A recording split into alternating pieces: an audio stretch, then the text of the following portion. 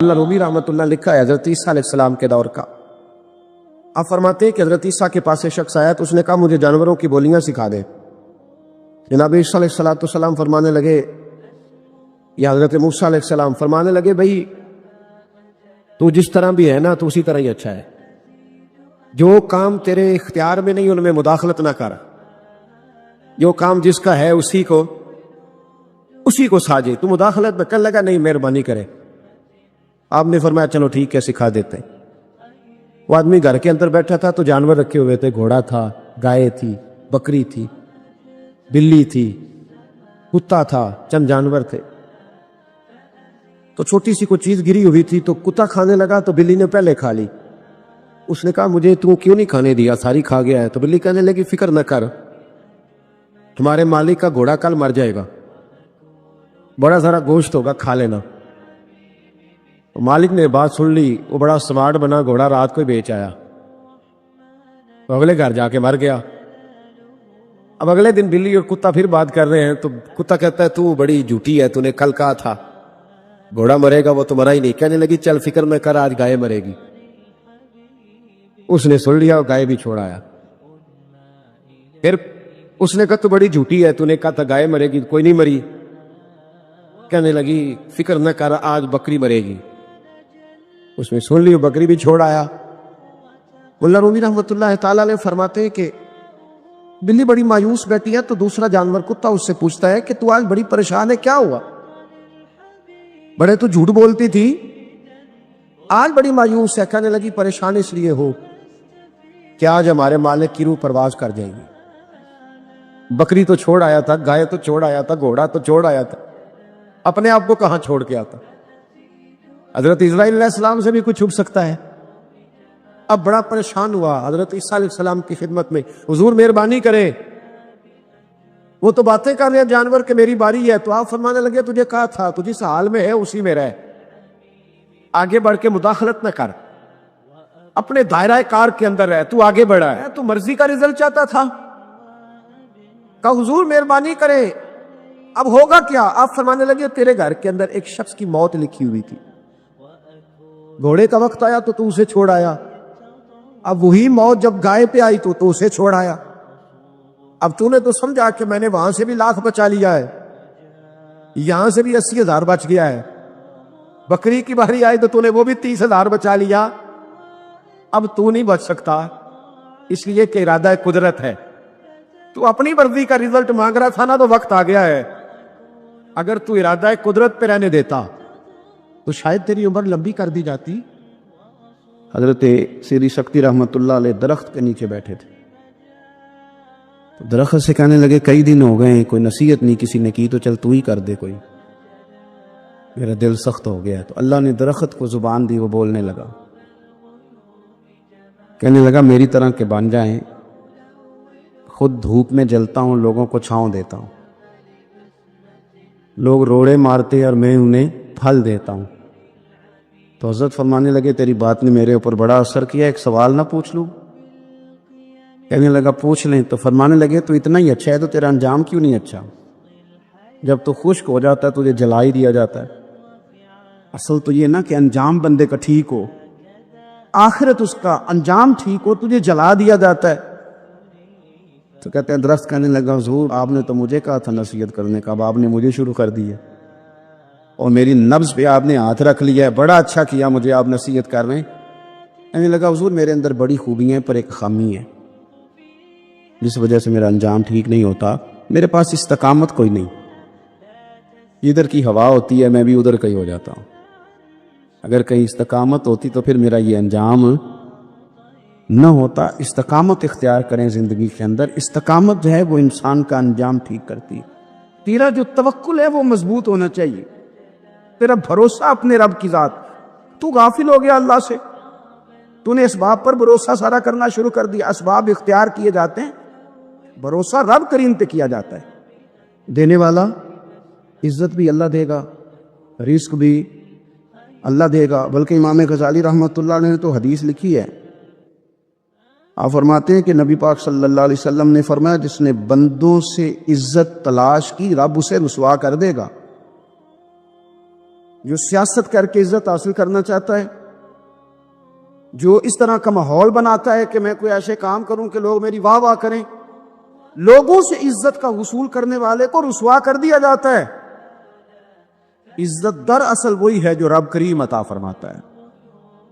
میرے عزیز دوستو، آپ اپنی توجہ، دل کی توجہ، روح کی توجہ اپنے مالک کی جانب جب کر لیتے ہیں، غفلت کا پردہ اتار دیتے اور ہر وقت غلبہ رکھنا پیسوں کا، ہر وقت اسی میں سوچنا، اسی میں محو ہو جانا، پھر آپ کا ذہنی نقصان ہوتا ہے، پھر آپ کی روح جو ہوتی ہے وہ بے چین رہنے لگتی ہے۔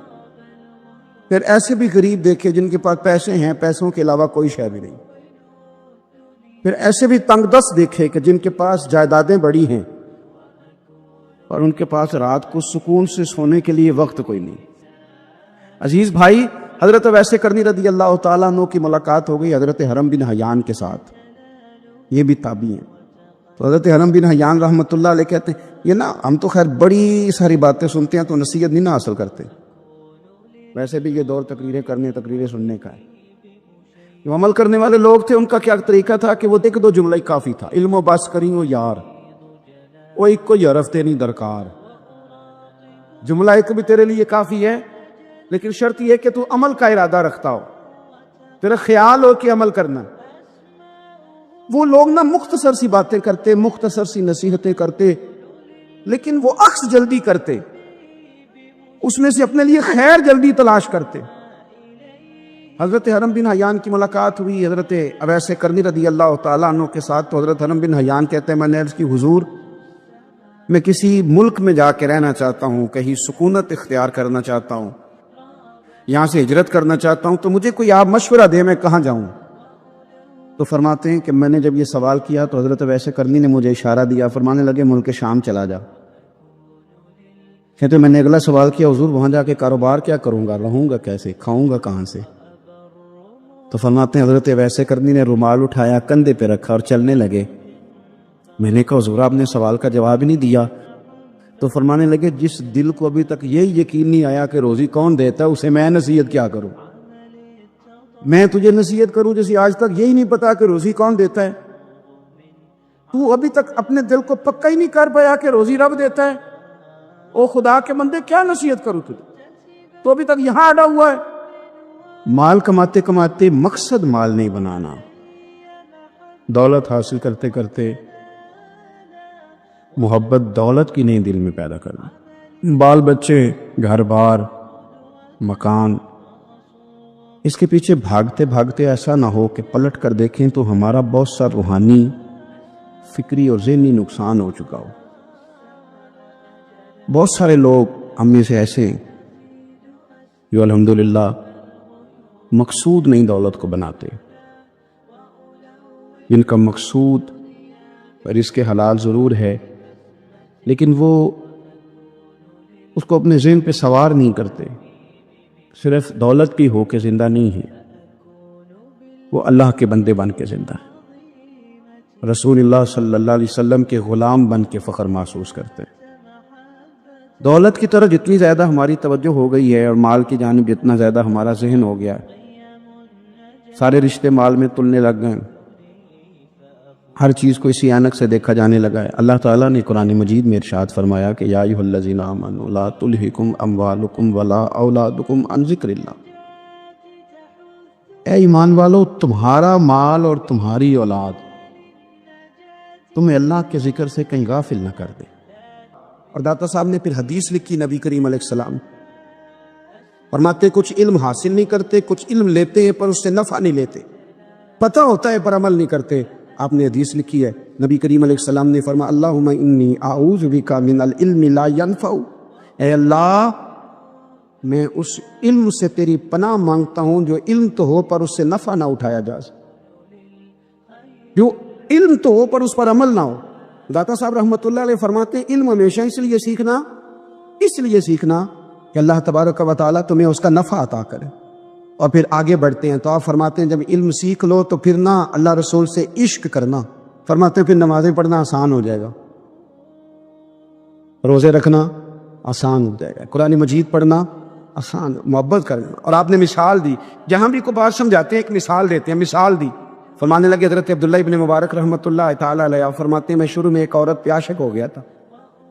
سمجھانے کے لیے بات کرتے, عاشق ہو گیا تھا ایک عورت پہ, تو میں نے عشاء کی نماز اس کے محلے میں جا کے پڑھی. میرا مذہبی گھرانے سے تعلق تھا, نماز میں پڑھتا تھا. تو امام صاحب جو تھے نا, یہ داتا صاحب نے لکھا ہے کشف المعجوب, امام صاحب نے نا آیات ذرا لمبی پڑھی. میرے دل میں خیال آیا کہ مولانا آپ تو فارغ ہیں, تو ہمیں تو اور بھی کام ہے. تو کہتے ہیں نماز سے فارغ ہو کے میں اس کے گھر کے چکر لگاتا تھا, ساری رات گھومتا رہتا تھا. وہ چند لمحوں کے لیے چھت پہ آتی تھی, دو ایک بات کرتی تھی, چلی جاتی تھی. حد یہ ہے کہ مجھے کبھی اس پہ غصہ بھی نہیں آیا, اور اس کا انتظار کر کے کبھی میں تھکا بھی. یہ داتا صاحب لکھ رہے ہیں. حضرت عبداللہ ابن مبارک فرماتے ہیں ایک رات میں گیا, اسی طرح میں نے نماز پڑھی, پھر میں اس کے گھر گیا. میں ساری رات, سردیوں کی ٹھنڈی رات, 11-12 گھنٹے اس کے گھر کا طواف کرتا رہا, معاذ اللہ چکر لگاتا رہا. آدھی رات کو سحری کے وقت وہ چھت پہ آئی 1 منٹ کے لیے, اور کہنے لگی گھر میں مہمان بہت زیادہ ہیں, آج بات نہیں ہو سکے گی. حضرت عبداللہ ابن مبارک فرماتے ہیں کہ میں جب واپس لوٹا تو نہ مجھے اس پہ غصہ تھا, نہ مجھے تھکاوٹ تھی, بلکہ میرے دل کے اندر اس کے لیے محبت بڑھ رہی تھی. میں کہہ رہا تھا کتنی اچھی ہے بیچاری, اتنے راش میں بھی اور اتنی مجبوری میں بھی 1 منٹ کے لیے چھت پہ آئی ہے. پھر بھی مجھے اس سے پیار بڑھ رہا تھا. کہتے ہیں جب میں تھوڑا آگے بڑھا تو فجر کی اذان ہو رہی تھی. یکدم میرے اندر سے آواز اٹھی. میں نے کہا عبداللہ اگر تو ایک عورت کے لیے ساری رات کھڑا رہتا ہے, نہ تھکاوٹ ہوتی ہے, نہ غصہ آتا ہے, بلکہ پیار بڑھتا ہے, اگر عورت کے لیے بندہ کھڑا رہ سکتا ہے تو رب رسول کے لیے بھی کھڑا رہ سکتا ہے. پھر تراویح پڑھنا کوئی اتنا مشکل کام نہیں ہے, پھر تہجد کے لیے اٹھنا کوئی مشکل کام نہیں ہے. شرط یہ ہے کہ پیار ہو جائے. ایک عورت کے لیے اگر یہ سارا کچھ ہو سکتا ہے تو اللہ رسول کے لیے بھی ہو سکتے ہیں. فرماتے ہیں میں نے توبہ کر لی, اور پھر میرا حال یہ ہے کہ وہ توبہ کی اور پھر 60 سال گزر گئے, ساری رات مصلی پہ کھڑا رہتا ہوں, مجھے کبھی تھکاوٹ نہیں ہوئی. پھر کبھی تھکاوٹ نہیں ہوئی. تو داتا صاحب کہتے ہیں پہلے علم سیکھ, پھر اس کے بعد اللہ رسول سے پیار کر, اور پیار والی نماز پڑھ, مشقت والی نہ پڑھ, یعنی بوجھ والی نہ پڑھ. کیا میری جان چھوٹ جائے تو میں بھاگ کے جاؤں, تم ادھر بیٹھو تو میں دوڑ کے نماز پڑھ کے آیا, یہ والی نماز نہ پڑھ.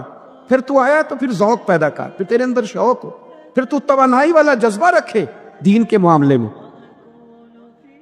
پھر داتا صاحب ایک تیسری بات ارشاد فرماتے ہیں, ایک تیسری بات داتا صاحب کرتے ہیں. داتا صاحب کہتے ہیں کہ یہ یاد رکھ کہ جو تجھے اعزاز ملے گا نا زندگی میں, اعزاز تجھے جو زندگی میں ملے گا, اور کوئی کرامت اگر تجھے ملے گی تو وہ صرف نبی پاک علیہ السلام کی سنت اور شریعت کی وجہ سے ملے. تو جتنے مرضی چلے کاٹ لے, وظیفے کر لے, کالا جادو, نیلا جادو, پیلا جادو, جو مرضی تو سیکھ لے, اگر تجھے کوئی اللہ شان دے گا تو صرف اس لیے دے گا کہ تو نبی پاک کے دین پہ عمل کرتا ہے. اللہ کرے آپ کو میں یاد کرا سکوں, اللہ کرے ایسا ہو جائے اور میری جماعت سمجھنے لگ جائے کہ داتا صاحب کہتے ہیں سنت شریعت پہ عمل کرنا چاہیے, اور میں کوئی ایسی چھپی چھپائی بات بھی نہیں کر رہا. کشف المعجوب دنیا کی ہر زبان میں اردو میں ملتی ہے, آپ لے کے دیکھ سکتے ہیں.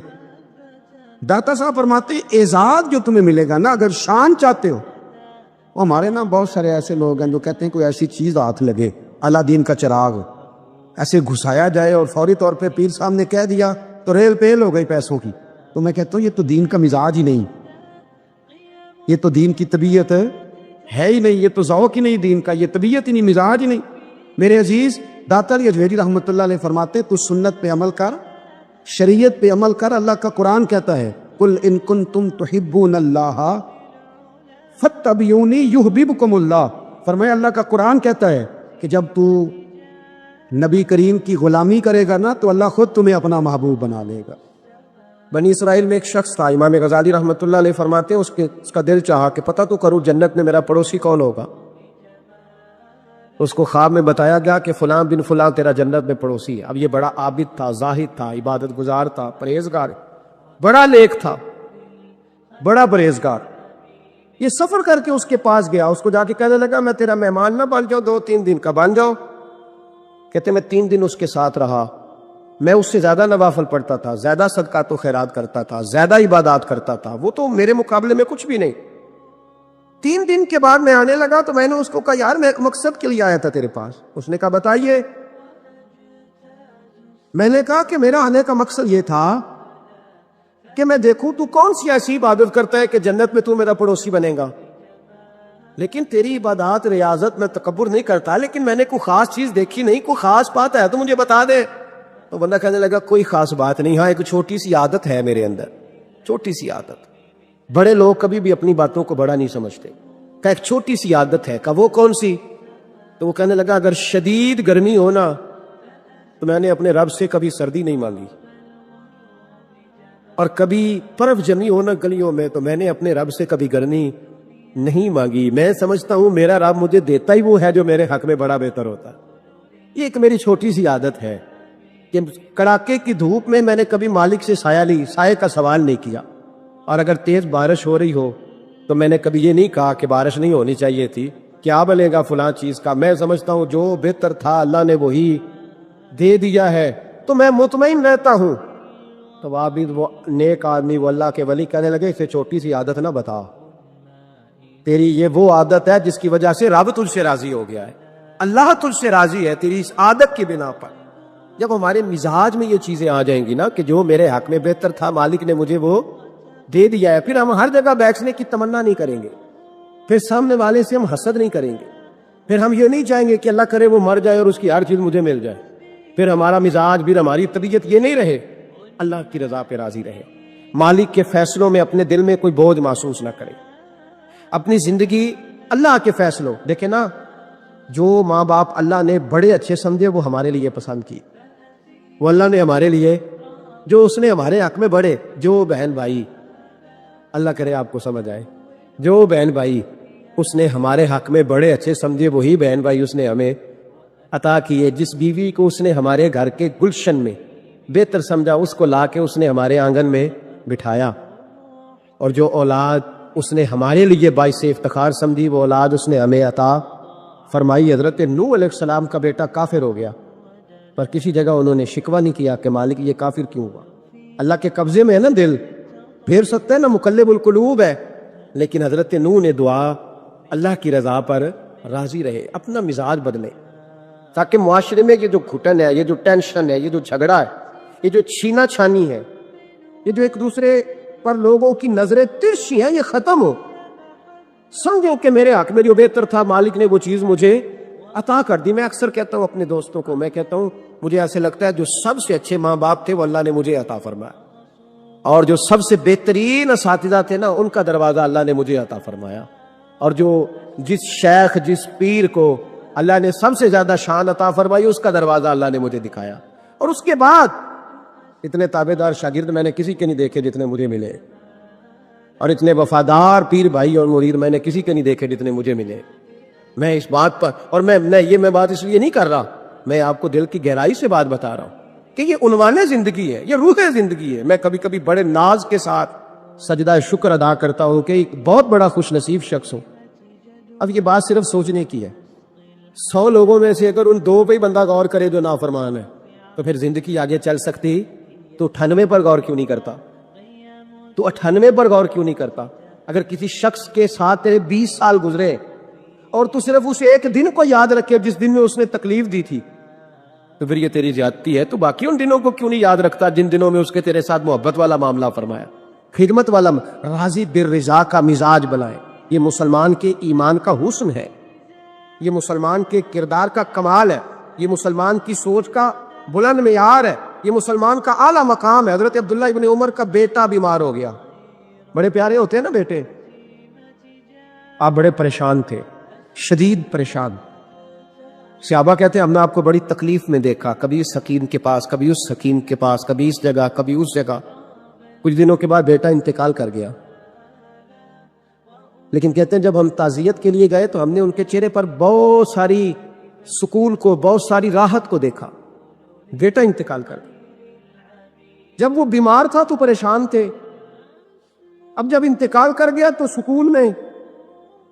تو کہتے ہیں ہم نے ان سے سوال کیا کہ حضور اس وقت آپ پریشان تھے، انتقال کے بعد تو لوگ زیادہ پریشان ہوتے ہیں، اب آپ سکون میں ہیں؟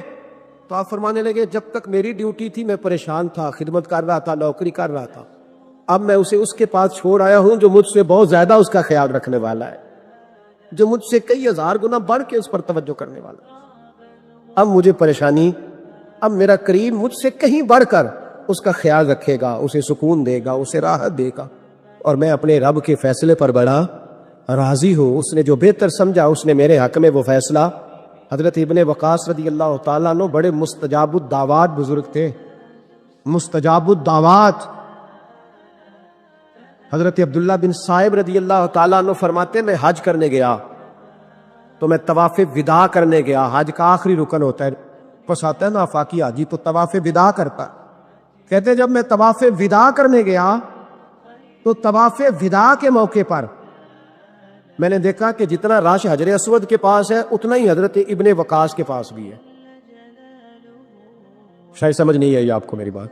حجر اسود کے پاس وہ بڑا رش ہوتا ہے، ہر آدمی کی خواہش ہوتی ہے بوسہ لینے کی، تو جتنے لوگ وہاں کھڑے تھے اتنے ہی لوگ حضرت سیدنا ابن وقاص رضی اللہ تعالیٰ عنہ کے پاس بھی کھڑے تھے۔ تو کہتے میں بڑا مجھے تعجب ہوا۔ عبداللہ بن صاحب کہتے میں بھی ان کے پاس جا کے بیٹھ گیا تو میں نے دیکھا کہ وہ نابینا ہے، آنکھوں سے نظر نہیں آتا، لوگ ان کے پاس دعائیں کرانے آ رہے ہیں، اور فرماتے میں نے عجیب حال دیکھا، بیمار ترین شخص ان کے سامنے آ کے بیٹھا، حضور میرے لیے دعا کر دیں۔ تو فرماتے انہوں نے دعا کے لیے ہاتھ اٹھائے تو وہیں اسی وقت میں نے دیکھا اللہ نے اس بندے کو شفا عطا فرمایا۔ میں نے دیکھا مقروض دعا کرا رہے ہیں، بیمار، بے اولاد، جو بھی دعا ان سے کراتا اللہ اس کی حاجت کو پورا فرما دیتا۔ حضرت عبداللہ بن صاحب کہتے ہیں میں شام تک بیٹھا رہا، ہر نماز کے بعد رش ہوتا میں دیکھتا رہا، فرماتے ہیں شام ہو گئی، لوگ دعائیں کرا کرا کے چلے گئے۔ جب مغرب کا وقت ہوا تو نابینا تھے، پھر بھی مجھ سے کہنے لگے عبداللہ ساری دنیا نے دعائیں کرائی ہے، تو نے نہیں کرانی؟ تو صبح سے بیٹھا ہے بس دیکھے ہی جا رہا ہے، تو نے نہیں کوئی دعا کرانی؟ تو کہتے ہیں میں نے کہا حضور میں نے دعا نہیں کرانی، ایک سوال پوچھنا ہے۔ تو فرمانے لگے پوچھو۔ تو میں نے کہا حضور سارا زمانہ جو دعا کراتا ہے اور اللہ آپ کی قبول کرتا ہے، تو ایک دعا آپ اپنے لیے بھی کر لیں، اللہ آپ کو آنکھیں عطا فرما دے۔ مالک جو قبول کر رہا ہے تو ایک کر لے اپنے لیے بھی۔ میں گڈی تے ہتھ ڈور سجن دے، وہ جنج رکھے اونج رہنا ہے، وہ جنج رکھے اونج رہنا ہے، واجب نہیں جے وچ شریعت مندہ خصم نو کہنے لگے ایک دعا اپنے لیے بھی کر لیں۔ کہتے ہیں جب میں نے یہ کہا تو بن وقاص رو پڑے، اتنا روئے کہ ان کی ہچکی بند گئی۔ کہنے لگے نا، جب تک رب نے چاہا اس نے مجھے آنکھیں دی، اور اب اس نے بہتر سمجھا کہ میری آنکھیں نہ رہے تو اس نے جو بہتر سمجھا میرے لیے کر دیا۔ میرا مالک میرے حال سے آگاہ ہے، اور میرے مالک کی حکمت ہے، اس نے مجھے جس حال میں رکھا ہے، اور فرمایا اگر اس نے مجھے اس حال میں رکھا ہے تو میں بھی اس حال پہ بڑا ہی راضی ہوں۔ میں اپنے مالک کے دیے ہوئے اس حال پر بڑا مسلمان یہ سمجھ لے، اس پیغام کو پلے کے ساتھ باندھ لے۔ اگر اس نے جلد بازی دکھانی ہے، اگر اس نے بے راہ روی کرنی ہے، اگر اس نے اللہ تبارک و تعالیٰ کے فیصلوں میں مداخلت کرنی ہے، پھر یہ تو ممکن ہی نہیں۔ یہ ہو سکتا اس لیے کہ اس کی لگامیں کسی اور کے پاس ہے، اس کے فیصلوں کا اختیار کسی اور کے پاس ہے۔ اپنے آپ کو اپنے مالک رضی اللہ عنہم ورضوا عنہ ذالک الفوز العظیم، اللہ فرماتا ہے میں ان سے راضی ہوں، وہ مجھ سے راضی ہیں، اور یہ بہت بڑی کامیاب۔ اپنی زندگی میں اللہ کے فیصلوں پر راضی ہونا سیکھیں، راضی ہونا سیکھیں۔ رب کریم کے فیصلوں پہ راضی ہونے کی عادت بنے گی تو ایمان مضبوط ہوگا۔ حضرت ابو بکر صدیق نے پانی مانگا تو لوگوں نے دودھ دیا، فرمایا پیچھے کرو۔ ابو بکر نے نعمتیں چھوڑ دیے۔ اب ابو بکر وہ والا کام کرتا ہے جو رسول پاک نے کیا ہے، فرمایا نہ دودھ شاید پیش نہ کرو، جو مانگتا ہوں بس وہ دو۔ حضرت ابو بکر صدیق نے بڑے مالدار تھے۔ حضرت عمر فاروق رضی اللہ تعالیٰ عنہ کے پاس صحابہ کرام جمع ہو کے آئے، کون سا ایسا شخص ہے جس کی تنخواہ میں اضافہ ہو جائے؟ تو لوگ کہتے ہیں نہیں نہیں مجھے نہیں چاہیے، پر ہم نے وہ لوگ دیکھے ہیں۔ حاجی صادق صاحب کو مسجد والوں نے کہا 1000 روپیہ تنخواہ بڑھانی ہے، تو حاجی صاحب کہنے لگے میرا بڑا سونا گزارا ہوتا ہے، مینوں یہ نہیں بڑھے دے۔ حضرت سیدنا عمر فاروق رضی اللہ تو صحابہ اکٹھے ہو کے گئے، کہنے لگے عمر حضور کے زمانے میں بظاہر غربت رہی، جناب صدیق اکبر کے زمانے میں غربت، اب تو بڑی ریل پیل ہے، بحرین سے لاکھوں کا مال آتا ہے، آپ کو بڑے بڑے سفیر ملنے آتے ہیں، پر آپ وہی پرانا کرتا اور وہی تامت جو کئی جگہ سے سی آپ نے کئی جگہ سے پھٹی۔ اور حضرت عمر ایک دن عید کی نماز پڑھانے گئے تھے تو ننگے پیر ہی چلے گئے۔ لوگوں نے کہا جوتا، فرمایا ٹوٹ گیا تھا یار، پہننے کے قابل نہیں تھا، فرمایا ننگے پیر آ گئے ہو، لوگ کیا کہیں گے؟ فرمایا چھوڑو، عمر کے پاؤں ننگے ہیں لیکن عمر کے کردار میں تو کوئی شک نہیں نا۔ پیر ہی ننگے ہے نا، کیا ہوا؟ چھوڑو اس بات کو، کوئی پیار نہیں دنیا داری سے، دولت سے، کوئی چکر ہی نہیں۔ حضرت سیدنا عمر فاروق رضی اللہ تعالیٰ عنہ کو صحابہ نے اکٹھے ہو کے کہا، یہ ہے امت کے بیدار ہونے کے طریقے جو عرض کر رہا ہوں۔ کہا جناب آپ اب بڑا مال غنیمت ہے، اور جس طرح ہر صحابی کا حصہ ہے آپ کا بھی حصہ ہے، تو ایک نیا کرتا ہی ڈال لیں آپ خرید کے۔ اب جب مشورہ ہو گیا صحابہ میں، تو کہنے لگے عمر سے بات کون کرے گا؟ نیا کرتا پہننے کی عمر سے بات کس کو برا لگتا ہے جی؟ نیا کرتا کون بات کرے گا؟ حضرت سیدنا علی المرتضیٰ کا انتخاب ہوا۔ کہنے لگے مولا علی کی بڑی عزت کرتے ہیں، ان سے بڑا پیار کرتے ہیں، ان سے بات کرتے ہیں۔ تو حضرت علی کو بلایا گیا، عرض کی حضور مہربانی فرمائیں حضرت عمر سے کہے نئے کرتے کے لیے۔ آپ فرمانے لگے عمر میری بڑی قدر کرتا ہے، بڑی بات سنتا ہے، پر یہ والا کام نہیں میں عمر سے کہہ سکتا، یہ کسی اور سے کہو۔ تو کہنے لگے آپ رہنمائی کر دے، کس کو کہیں؟ تو جناب علی المرتضیٰ فرمانے لگے اگر حضرت عائشہ صدیقہ سے کہو گے تو عمر فوراً مان جائے گا، وہ مومنوں کی ماں ہیں۔ صحابہ حضرت عائشہ کے پاس، اماں جی عمر کو بلائیں، ان کو کہیں بڑے بڑے سفیر آئے ہوتے ہیں، وہی پرانے کپڑے پہن کے بیٹھ جاتے ہیں۔ اللہ اکبر۔ حضرت عائشہ نے پیغام بھیجا، فرمایا عمر کو بلاؤ۔ عمر فاروق دوڑے ہوئے آئے، پردے کے پیچھے حضرت عائشہ کے پاس گھٹنوں کے بل، اماں جی دیر تو نہیں کر آیا میں آنے میں؟ حکم ہو، حضور کے گھر سے پیغام آیا، بڑے بڑے سفیروں کو چھوڑ کے بھاگے۔ حضرت عائشہ صدیقہ کہنے لگی عمر دیکھو جائز پیسے ہوں تو اسلام اچھے لباس سے منع نہیں کرتا، اب بڑا بڑا مال آیا ہے، اب تیرا بھی حصہ ہے، تو صحابہ کرام کی خواہش ہے کہ نیا کرتا پہن لو، بڑے بڑے سفیر آتے ہیں، حرج بھی کوئی نہیں، جائز بھی ہے، کوئی منع نہیں۔ حضرت عمر نے گردن جھکا، جی اماں جی، جی اماں جی، جی اماں جی۔ حضرت عائشہ کہتی ہیں بات ختم ہوئی، عمر نے گردن اٹھائی تو عمر کی داڑھی آنسوؤں سے بھری ہوئی۔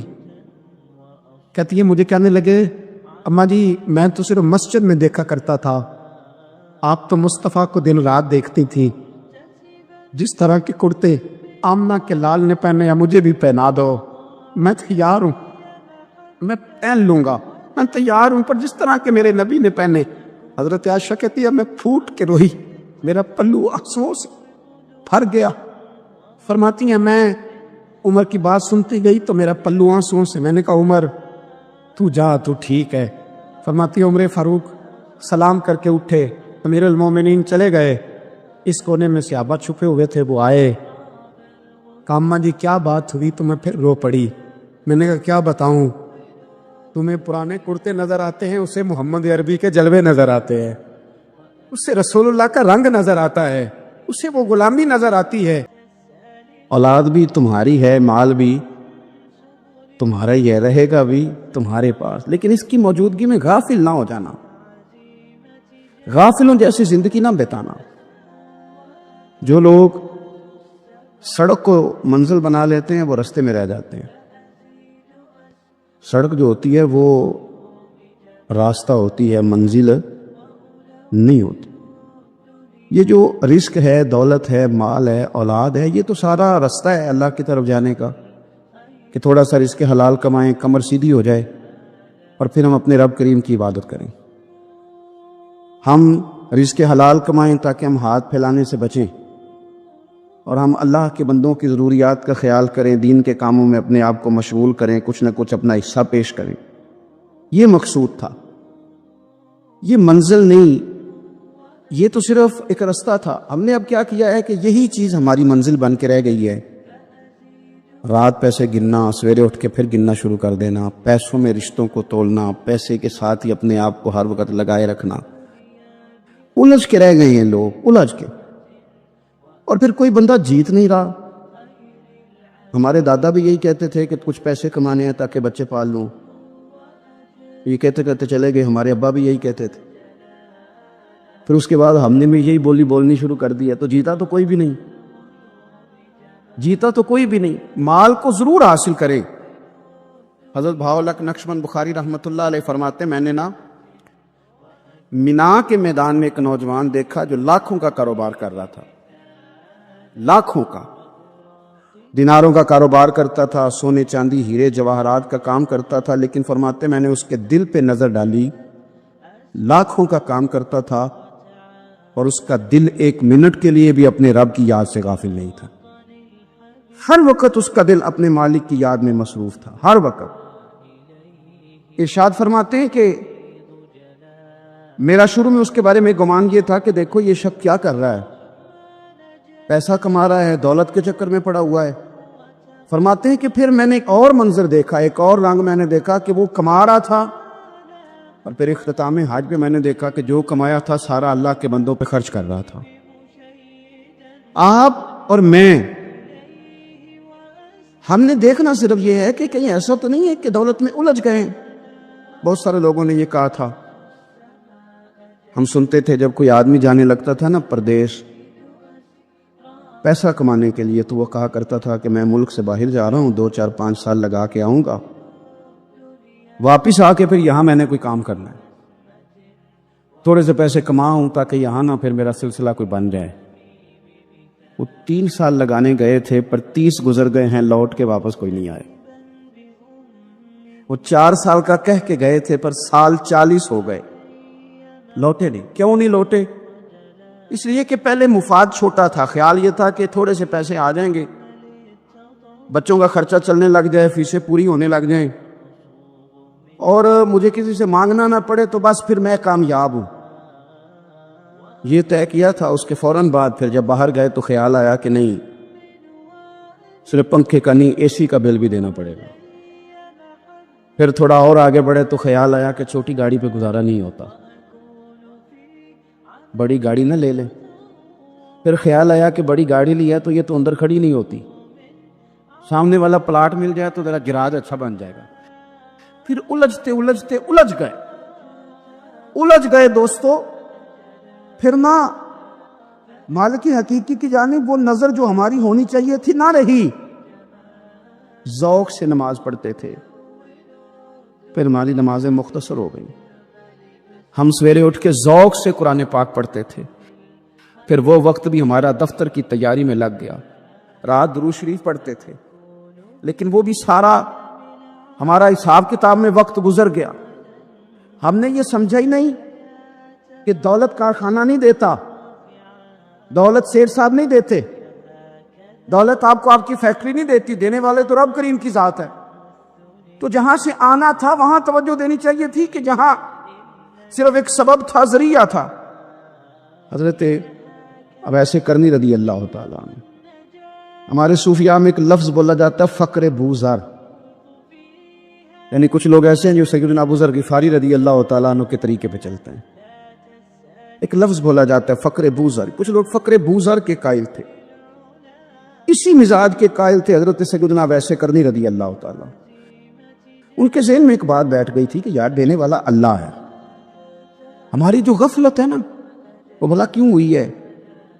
वो इसलिए हुई है कि पैसे किसी को भी बुरे नहीं लगते, पता नहीं इनमें क्या कशिश है। ये ना आप किसी जगह भी इनका नाम ले लेते हैं, ये किसी जगह भी आ जाते हैं तो ये बुरे लगते ही नहीं। ये जनाब बड़ी बड़ी फकीरी का दावा करने वाले और लोगों को तरीकत और तसव्वुफ का दर्स देने वाले, उनको भी ये अच्छे लगते हैं। ये तो जनाब जो लोगों को कह रहे हैं फकीर हो जाओ फकीर हो जाओ, वो खुद अमीर होते जा रहे हैं। ये पता नहीं इनमें क्या ऐसा खास। हमारे एक उस्ताद थे तो मिजाज में बड़ी ज़राफत थी, हालांकि बड़े अल्लाह वाले बंदे थे, तो बात बड़ी वो दिल लगी की किया करते थे। तो एक दिन हमने पूछा उस्ताद जी खुशबू कौन सी अच्छी लगती है? कहने लगे बेटा जो पैसों में से आती है वो मुझे बड़ी अच्छी लगती, इसलिए कि मिलते कम है। हमारा ना जब इस तरह का ज़ौक़ बन जाता है ना, आप मिजाज बना लेते हैं पैसों का। लोग समझते हैं कि गरीबी का डर शायद ज्यादा डर है, लेकिन कभी आप दरवाजा रसूल पे जाए ना तो हुजूर ने तो कोई और डर बयान किया है। हजरत अबू उबैदा बिन जर्राह रदी अल्लाह ताला अन्हु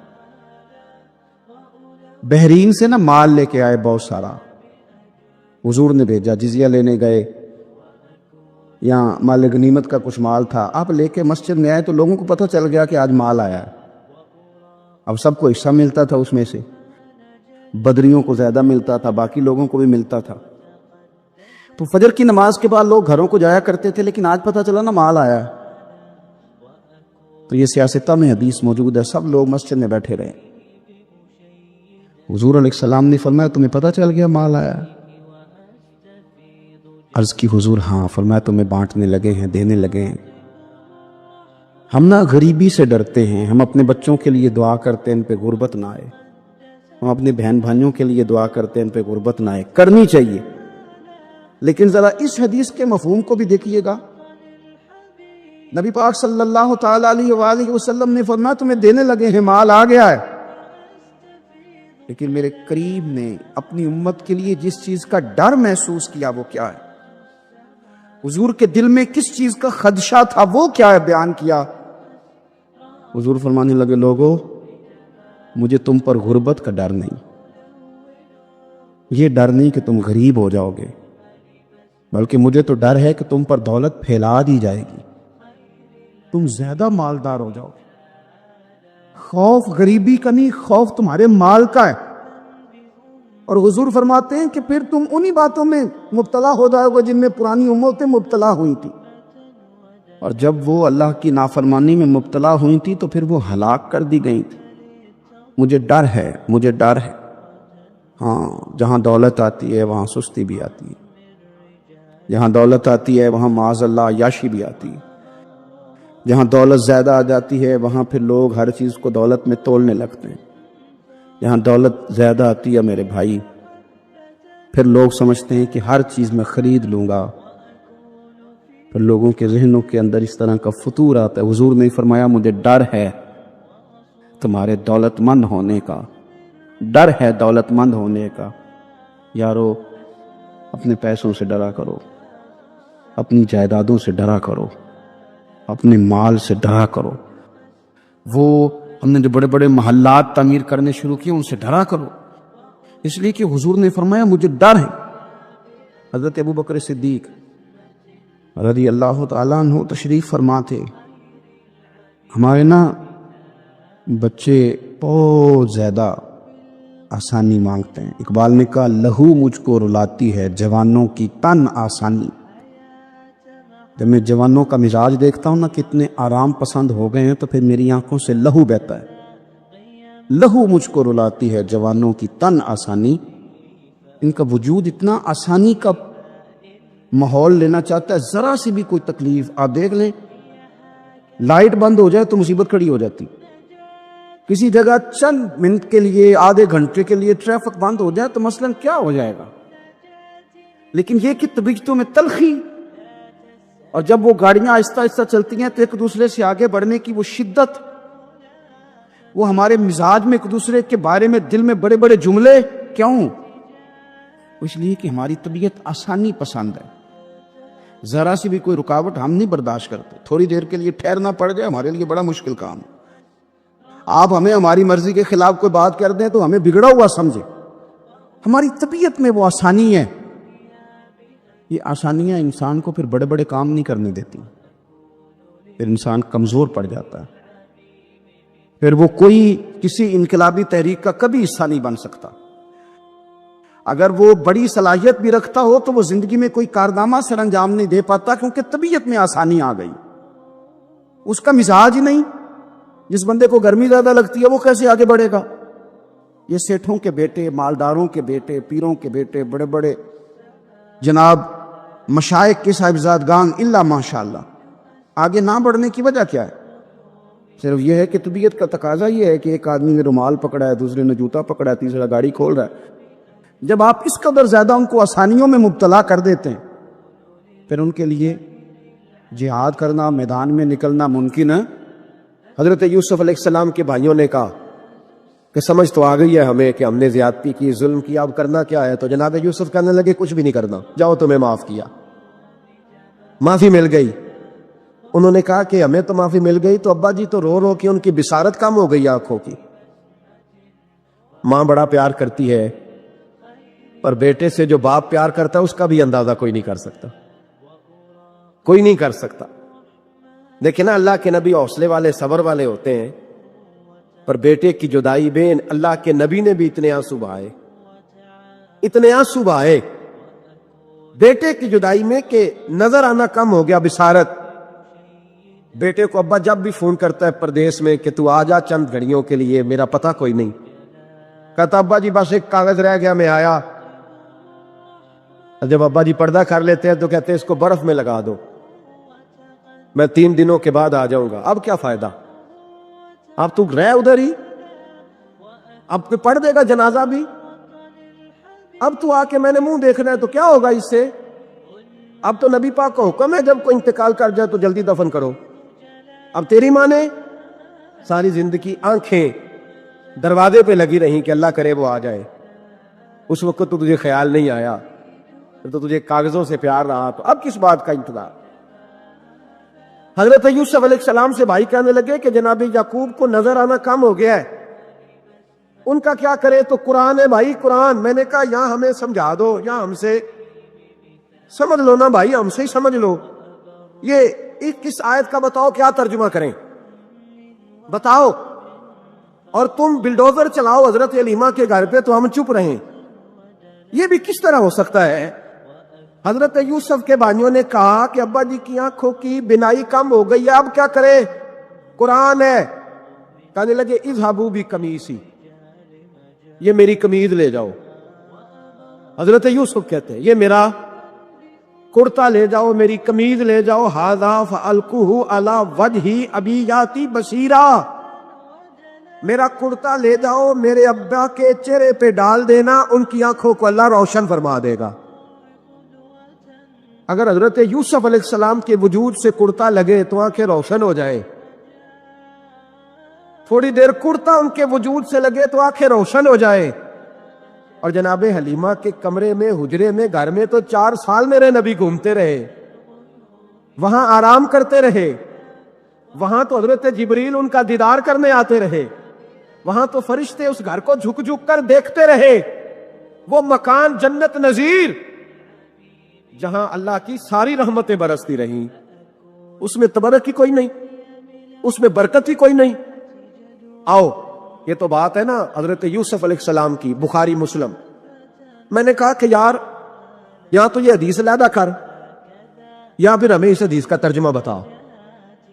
بات بھی کسی معمولی ہستی کی نہیں، جناب سیدہ عائشہ صدیقہ کی بڑی بہن، حضرت ابو بکر صدیق کی بڑی صاحبزادی، اور وہ والی بی بی جسے میرے نبی نے پیار ہی بڑا کیا ہے، حضور کے لیے غار ثور میں کھانا لے کے جانے والی حضرت اسماء بنت ابی بکر صدیق، وہ کہتی ہیں میرے پاس مصطفیٰ کا ایک جبہ تھا، حضور کا ایک جبہ، کون سا؟ جسے میرے نبی نے کچھ دفعہ یا ایک دفعہ پہنا تھا۔ تو کہا اماں جی پھر آپ نے کیا کیا؟ تو حضرت جناب سیدہ اسماء بنت ابی بکر صدیق کہنے لگی وہ تھا حضرت عائشہ کے پاس، جب وہ بیمار رہنے لگی تو میں نے کہا عائشہ یہ خزانہ بڑا قیمتی ہے، مجھے نہیں دے دیتی؟ وہ جبہ میں نے لے لیا، بخاری مسلم ہے، بخاری مسلم۔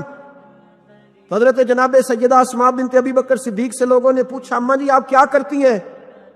فرماتی ہیں جس بیمار کو کہیں سے شفا نہیں ملتی لوگ اسے میرے پاس لاتے، میں اس جبے کا ایک کونا پکڑ کے پانی کے پیالے میں ڈبوتی اور وہ پھر وہ پانی بیمار کو پلاتی تو اللہ اسے ہر بیماری سے شفا عطا فرما دیتا، اللہ اسے ہر بیماری سے۔ میرے اعلیٰ حضرت فرمانے لگے لا ورب العرش، جس کو جو ملا ان سے ملا، قسم اٹھا کے کہتے ہیں لا ورب العرش، جس کو جو ملا ان سے ملا۔ بٹتی ہے کونین میں نعمت رسول اللہ کی، بٹتی ہے کونین میں نعمت رسول اللہ کی، اور سورج الٹے پاؤں پلٹے، چاند اشارے سے ہو چاک، اندھے نجدی دیکھ لے قدرت رسول اللہ کی، اندھے نجدی دیکھ لے قدرت رسول اللہ کی صلی اللہ ہو۔ یار ہم کیا کریں، ہم کدھر جائیں؟ تو خطبہ پڑھتا ہے وہاں بیٹھ کر کے یہ ادھر نہ جاؤ، کوئی برکت نہیں، معافی برکت، ادھر ہم کیا کریں؟ اچھا یہ تو بات تھی نا شفا کی۔ حضرت سہل بن سعد رضی اللہ تعالیٰ، یہ بھی بخاری ہے، حضرت سہل بن سعد کہتے ایک بی بی حضور کی بارگاہ میں آئی، اس نے آ کے حضور کی خدمت عالی مرتبت میں عرض کی حضور میں جب بھی آتی ہوں کرتا یہی پہنا ہوتا ہے آپ نے، یا رسول اللہ صلی اللہ علیہ وسلم، اور اس کو تو اتنے پیوند لگے ہیں کہ गिने नहीं जाते। तो हुजूर अगर इजाजत दे तो एक कुर्ता ना बनवा लूं आपके लिए? तो हुजूर ने फरमाया बनवा ले। वो बीबी कुर्ता बनवा के लाई, उसने बड़ी मोहब्बत से बनाया। उस जमाने में जो कोई नक्शो निगार होते थे उसने सजाए अपने अंदाज में। अब उसने प्यार से बनाया, मोहब्बत से बनाया, ये भी बातें सही है, पर असल जुमला जिससे मजा आएगा वो ये है, वो आंधी है मैं बड़ी रीझ ना बनाया, मैं बड़ी। अब इसमें जो दर्द है वो मैं उर्दू का जुमला ढूंढ के लाऊं तो मिलता नहीं मुझे। कहती है मैं रीझ ना बनाया। तो महबूब पाक की बारगाह में ला के थाल में पेश किया।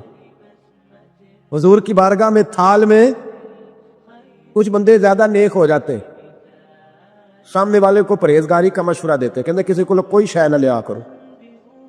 तो मैंने कहा अगर हुजूर ले लें तो तलब करना मना है, लेकिन कबूल करना तो मेरे मुस्तफा का तरीका है। तो भाई ये हमें ना उतना ही नेक बनाओ जितना मेरे रसूल ने हमें बनाया है। 2 कदम आगे बढ़ के कुछ लोग मशवरे देते हैं, ये मशवरा दुरुस्त नहीं।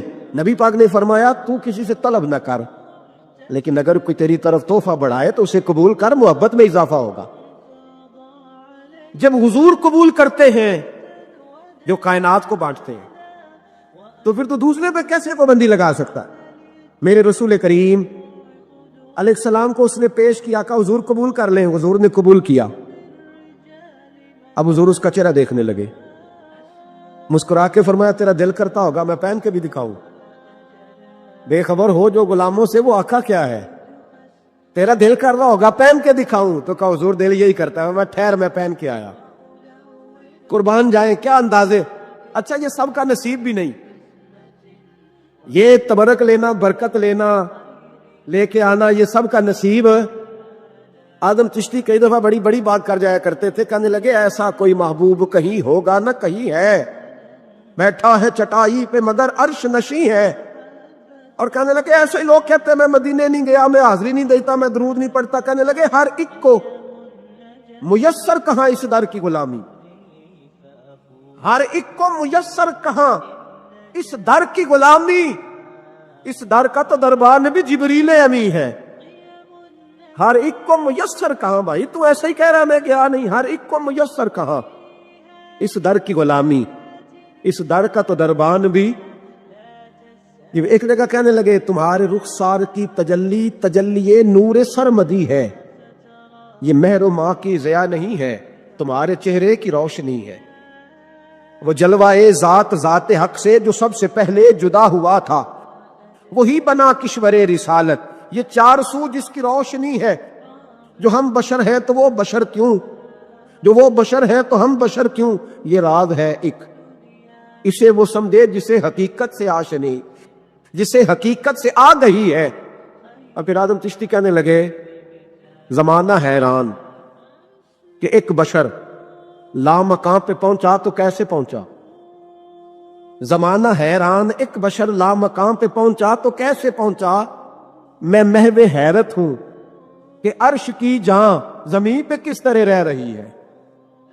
मैं महवे हैरत हूं कि अर्श की जान जमीन पे कैसे रह रही है। तो भाई नबी करीम अलैहिस्सलाम ने कहा तू ठहर मैं पहन के आया। हुजूर अंदर तशरीफ ले गए, थोड़ी देर के बाद पहन के आए। उस खातून को इतनी खुशी हुई कि उसकी आंखों में आंसू ही आ गए।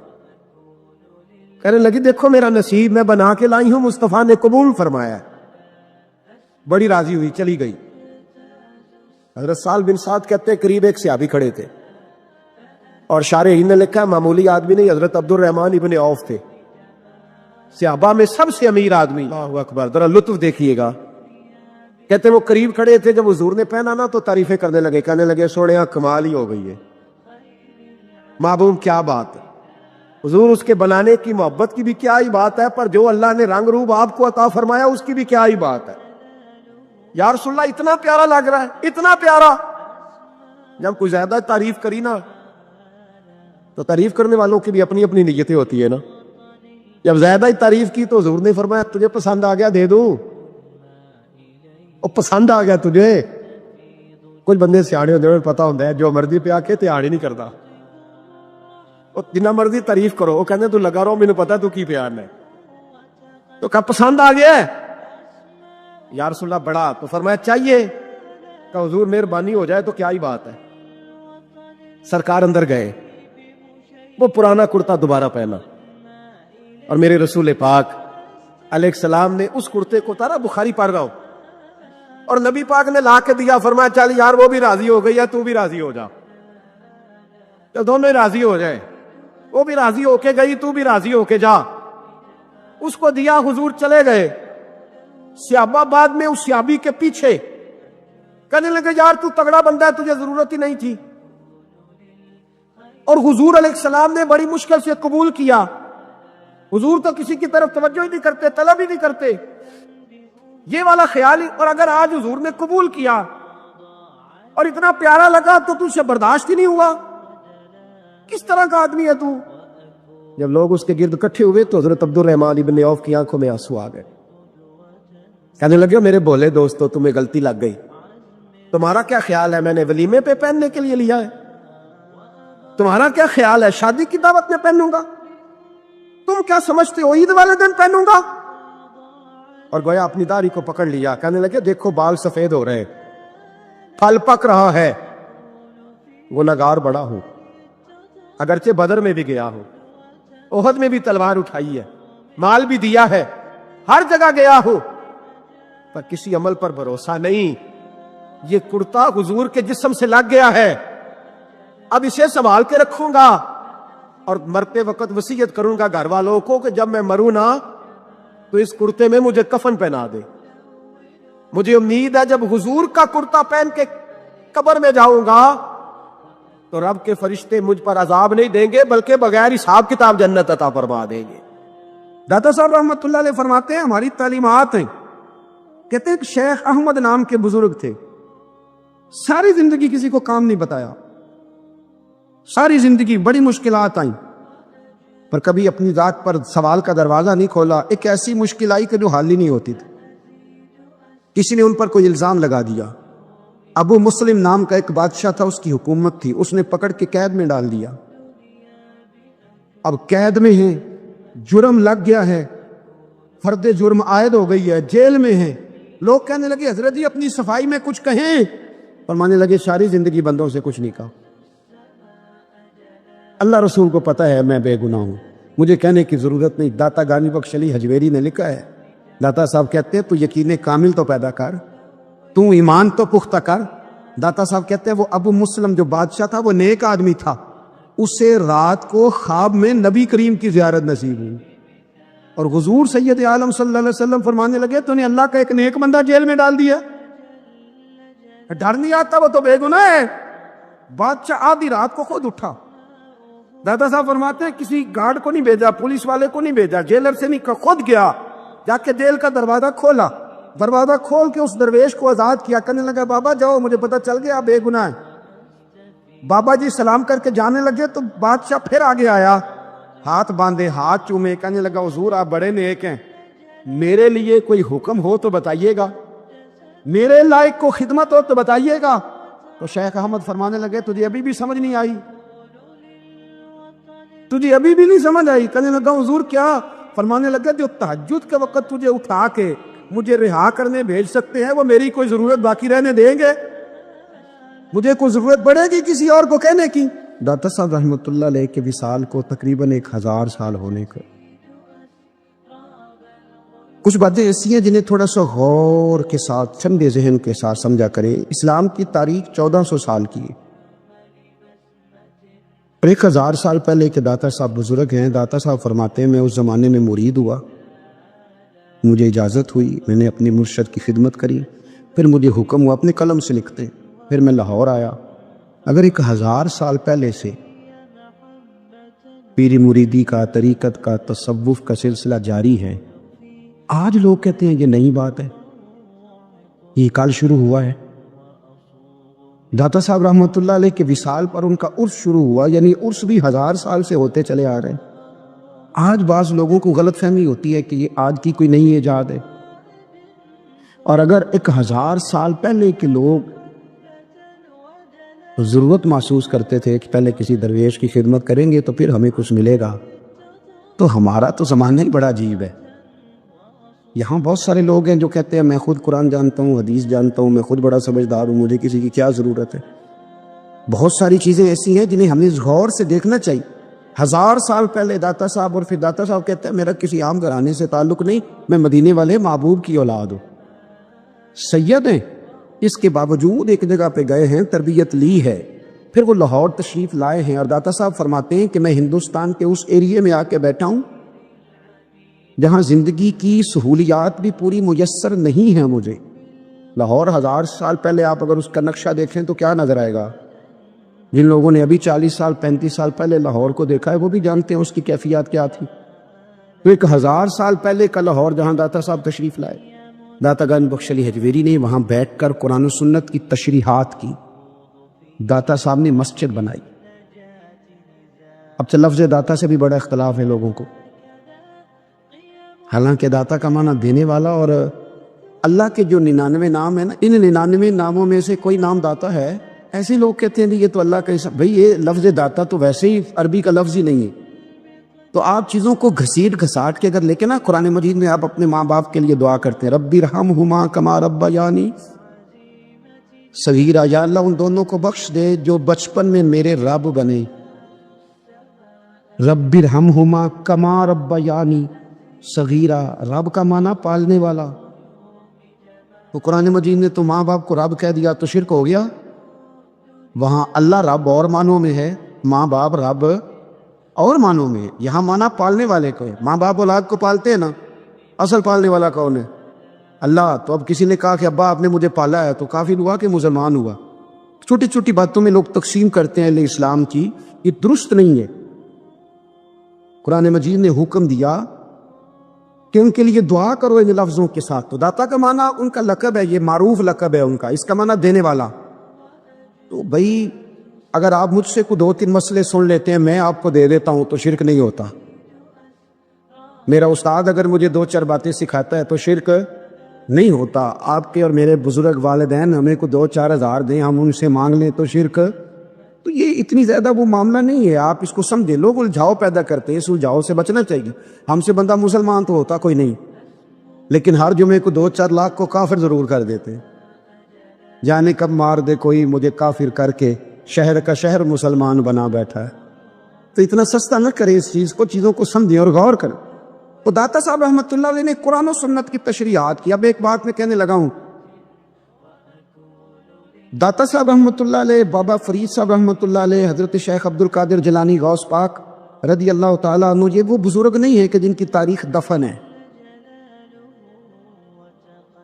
جن کا کوئی پتہ نہیں کہاں سے آئے، کہاں گئے، کیا تھے، کیا کرتے تھے. یہ وہ اس طرح کے لوگ نہیں ہیں.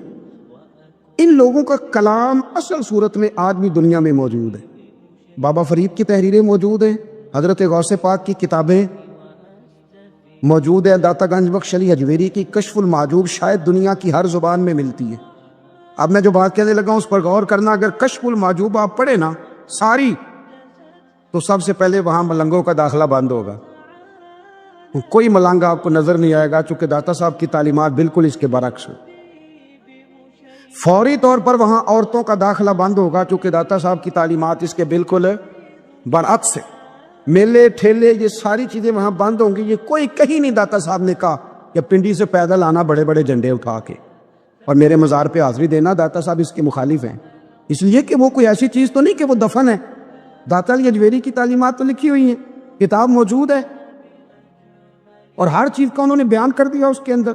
علم سے شروع ہوئے ہیں وہ، علم، عمل، فقر. داتا صاحب نے تو کھانے کے آداب بھی بیان کی. داتا صاحب نے چلنے کے آداب لکھے ہیں کشف المحجوب کے. داتا صاحب نے بولنے کا شریعت میں کیا طریقہ وہ بھی بیان فرمایا. داتا صاحب نے تو کوئی ایسی چیز نہیں ہے جو آپ کہیں کہ باہر سے لے کے جانی پڑے. مسئلہ تو یہ ہے کہ یہ جو کچھ ہو رہا ہے، ایک آدمی ان کی قبر سے پھول اٹھاتا ہے اور وہ کسی کے گلے میں ڈالتا ہے تو اس کا بھی اسے 400-500 روپیہ نظرانہ چاہیے. یہ کہاں لکھا ہے داتا صاحب نے؟ کس کتاب کا حصہ ہے؟ ان کے مزار کو آپ جس مرضی چیز سے غسل دیں، اور داتا صاحب نے نہیں کہا تھا کہ سندل لے کے آنا تو میری قبر کو غسل دینا. انہوں نے کہیں نہیں کہا. کیوں زیادتی کرتے ہیں مشائخ کے ساتھ؟ میرے اعلیٰ حضرت فاضل بریلوی رضی اللہ تعالیٰ عنہ سے کسی نے پوچھا تھا ہم بڑی لوگوں کی باتیں سنتے ہیں، مزارات پہ لوگ جاتے تھے تو نفع ہوتا تھا، اب کیا بات ہوئی؟ اب اس طرح سے ہماری دعائیں مستجاب نہیں ہوتی۔ اعلیٰ حضرت فرمانے لگے تم بزرگوں کے مزاروں پہ غیر شرعی کام کرتے ہو، اللہ والے تم سے ناراض ہو گئے، وہ تو تم سے ناراض ہیں، وہ تمہاری سفارش کریں گے اللہ کی بارگاہ میں، وہ تو ناراض ہے تم سے، تم وہاں جا کے جو کچھ کرتے ہو وہ ان کو راضی کرنے والا ہے کہ ناراض کرنے والا؟ تو داتا صاحب نے تعلیم، سب سے پہلے آپ نے اسبات علم کا باب باندھا ہے، اور آیت یہ لکھی ہے پہلے، انما یخشى اللہ من عبادہ العلماء۔ آپ فرماتے علم ہوگا تو بندہ اللہ سے ڈرے گا، اور بڑی یہ سخت بات ہے، پر داتا صاحب نے لکھی ہے، میری مجبوری ہے، تعلیمات داتا گنج بخش موضوع ہے، یہ بات کرنی پڑے گی۔ داتا صاحب کہتے ہیں جو بندہ بغیر علم کے فقیری کا دعویٰ کر جائے وہ اسی طرح ہے جس طرح کنویں کے گرد بیل پانی نکالنے کے لیے گھوم رہا ہوتا ہے، وہ چلتا تو رہتا ہے پر اس کی منزل کوئی بھی نہیں ہوتی، وہ گھومتا تو رہتا ہے پر اسے نتیجہ کوئی ملتا نہیں۔ فرماتے ہیں وہ اس بیل کی طرح ہے کہ گھومتا تو رہے گا پر کوئی منزل اسے میسر نہیں آئے گی۔ اگر کوئی منزل لینا چاہتا ہے تو پہلے اللہ کی کتاب پڑھے اور مدینے والے محبوب کی حدیث یاد کرے۔ ایک صوفی درویش لمبی مسافت طے کر کے ایک ویران راستے سے گزر رہا تھا۔ دھوپ کی شدت، ہواؤں کی سختی اور سفر کی تھکان سے اس کا جسم ٹوٹ چکا تھا۔ شام ڈھلتے ہی وہ ایک پیڑ کے سائے تلے بیٹھ گیا۔ اسی وقت ایک دبلا پتلا کتا ہولے ہولے وہاں آیا اور اس کے پیچھے پیچھے ایک بلی بھی قدم بڑھاتی چلی آئی۔ دونوں کے چہرے پر بھوک، پیاس اور بے بسی صاف جھلک رہی تھی، مگر دونوں میں ذرا سی بھی جھگڑالو پن نہیں تھا۔ درویش نے حیرانی سے سوچا، عجب مخلوقات ہیں، انہیں تو لوگ لڑاکو کہتے ہیں، اور آج یہ کتنی خاموشی اور توازن سے بیٹھے ہیں۔ اچانک کتا بلی کی طرف جھکا اور نرمی سے بولا، خوف نہ کر، میں تیری روٹی نہیں چھینوں گا۔ بھوک نے مجھے سکھا دیا ہے کہ دوسروں کا درد اپنا درد سمجھو۔ بلی نے دھیمی آواز میں جواب دیا، اور مجھے بھوک نے یہ سمجھایا ہے کہ رزق دینے والا صرف اللہ ہے۔ اگر تیری وجہ سے میرا حصہ کم بھی ہو جائے تو شاید اس میں بھی کوئی حکمت ہو۔ یہ سن کر درویش کی روح کانپ گئی۔ اسے محسوس ہوا کہ جیسے ان بے زبانوں کی زبان اللہ نے اسی کے لیے کھلوائی ہو۔ اس نے اپنی تھیلی سے روٹی نکالی اور دونوں کے سامنے رکھ دی۔ کتا پہلے بلی کو آگے بڑھنے کا اشارہ کرتا اور بلی کتے کو عزت دیتی، گویا دونوں میں بے حساب محبت اور ادب تھا۔ درویش کی آنکھوں سے آنسو بہہ نکلے۔ اس نے آسمان کی طرف دیکھ کر کہا، اے میرے مالک، ہم انسان جنہیں تو نے عقل، زبان اور دل دیا، کبھی کبھی ان بے زبانوں سے بھی سبق لینے کے محتاج ہو جاتے ہیں۔ تیری مرضی کے بغیر تو پتا بھی نہیں ہلتا۔ اس رات درویش نے اپنے دل پر ایک حرف ہمیشہ کے لیے لکھ لیا، کبھی کسی کو حقیر نہ سمجھو۔ اللہ کبھی کبھی سب سے بڑی سیکھ سب سے چھوٹی مخلوق سے بھی دے دیتا ہے۔